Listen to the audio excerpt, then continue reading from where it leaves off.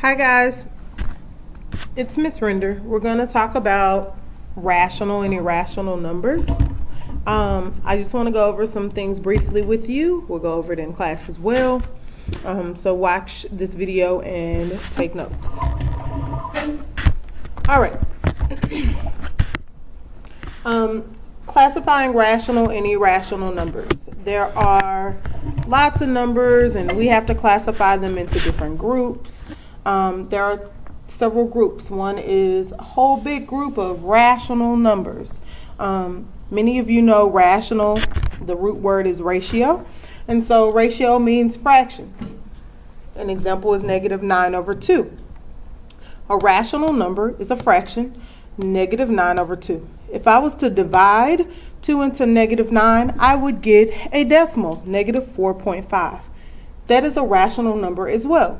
So if I have a decimal, that ends like 0.12, or if I have a decimal that is repeating like 7.12121212, then this is a rational number. These are fractions. These are decimals that end. They can be turned into fractions because 0.12 is actually 12 out of 100. So 1200. So this is all examples of rational numbers. I have a smaller group inside rational numbers that incorporates integers. So integers are actually rational numbers as well. Integers are -1, -2, -3, -4, my negative numbers, and we talked about integers last week. Inside integers, I have whole numbers. Whole numbers include 0.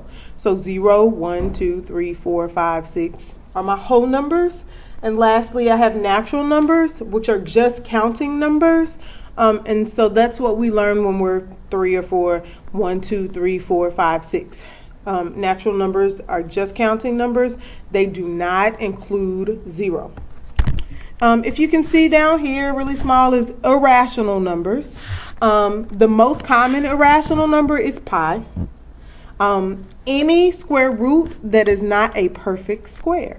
So square root of 2 is not perfect. There are not two numbers that multiply to each other to get 2, so it's a irrational number. And irrational numbers are non-terminating decimals. So 23.1828182816 is a non-terminating decimal that doesn't repeat, and so it's an irrational number. We'll do an activity on classifying rational and irrational numbers, so I want you to have these in your notes. Rational numbers these need to be in your Math Interactive notebook. So your composition book will also have some notes on the worksheet as well that you'll put in your regular notebook. Rational numbers are whole numbers, fractions, ratios, terminating numbers, which are decimals that end, and repeating decimals. Irrational numbers are decimals that do not repeat. And then non-terminating decimals. Integers. Integers are positive whole numbers, negative whole numbers, and 0. Integers are positive whole numbers, negative whole numbers, and 0. Whole numbers include 0. 0, 1, 2, 3, 4, 5, 6, 7, 8, 9, 10, 11. Whole numbers. Natural numbers are counting numbers. These are numbers that don't include 0, 1, 2, 3, 4, 5. Numbers that don't include 0. So, I just told you about rational numbers, irrational numbers, integers, whole numbers, and natural numbers. Okay? Now let's talk about square roots. We all know what our perfect squares are, right? 2 squared is 4. 3 squared is 9, 4 squared is 16, 5 squared 25, 6 squared 36, 6 squared is 36, 7 squared is 49, 8 squared is 64, 9 squared is 81, 10 squared is 100, 11 squared is 121. I hope that's what you said. 12 squared is 144. 13 squared is 169, and we could keep going on, right? That just means that I'm multiplying that number by itself, and that's the number that I get, right? So this is the square root of 81. I want to break down the parts of squares. On the inside is an index. Anytime there's not a little number inside this check mark box, then it's known to be 2. So that's why this is the square root of 81. If it was a 3 here, then it'd be cube root of 81. And we'd be looking for what 3 numbers multiply itself inside to get 3. And I'll go into that later. Know that the number that goes in here is the index. If there is no number, it's understood to be 2. The little box itself is called a radical sign. R-A-D-I-C-A-L, radical. And the number up under the box is called a radicand. R-A-D-I-C-A-N-D, radicand. Radical is the box. The number inside the little check mark is the index, or if there's no number, it's 2. And then the big number under the house is the radicand. The square of an integer, you need to know. Make sure you see this. The square of an integer is a perfect square. The square of an integer is a perfect square. So give me an integer, I will multiply it by itself, and that's called a perfect square. Every time. Square of an integer is a perfect square. The opposite of taking the square, the opposite of squaring is called taking the square root. So if I want to take the square root of 81, I know it's 9. Because 9 squared is 81. It's so cool. It's math. And we'll go over this in class some more. The square of an integer is a perfect square. The opposite of squaring is taking the square root. There are a couple things that we're going to talk about. One is simplifying square roots, and these are perfect squares. So all I know is there are 2 numbers multiplied by itself that's going to equal square root of 25. If there's a negative outside, then my answer is going to be negative. If it's a negative outside of the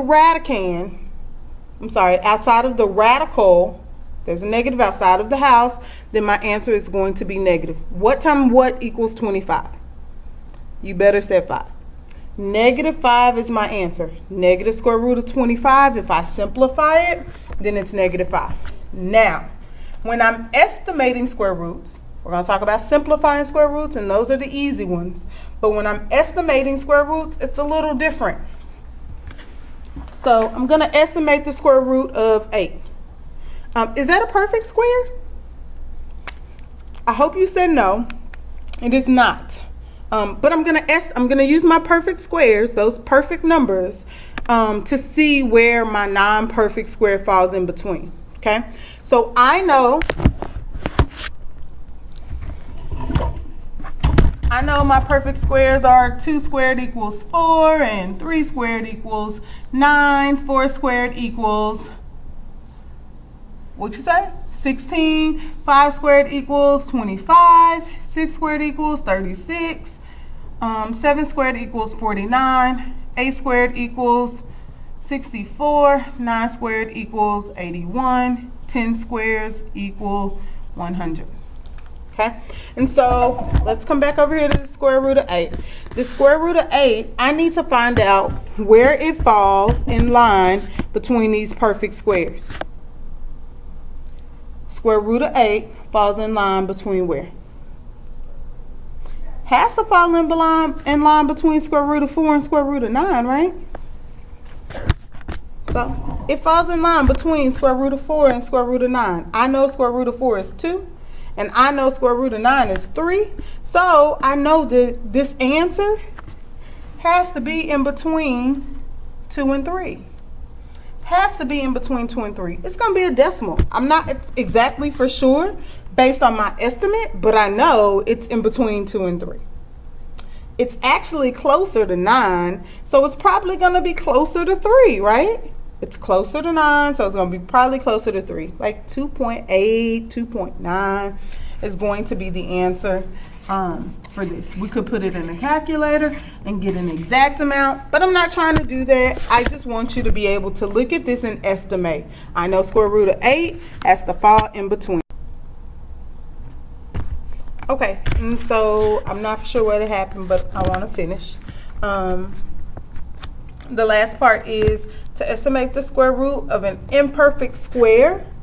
To estimate the square root of an imperfect square, we must find two perfect squares that are before and after the square root. Another example, square root of 15. If I look over here in my little perfect square cheat sheet, then I know 15 falls in between 9 and 16. Perfect square. So it's going to fall in between the numbers 3 and 4. 15 is closer to 16, so it's going to be closer to 4, maybe like 3.8 or 3.9. I could also draw this little number line and put my square roots and actually see where it falls in between. Okay?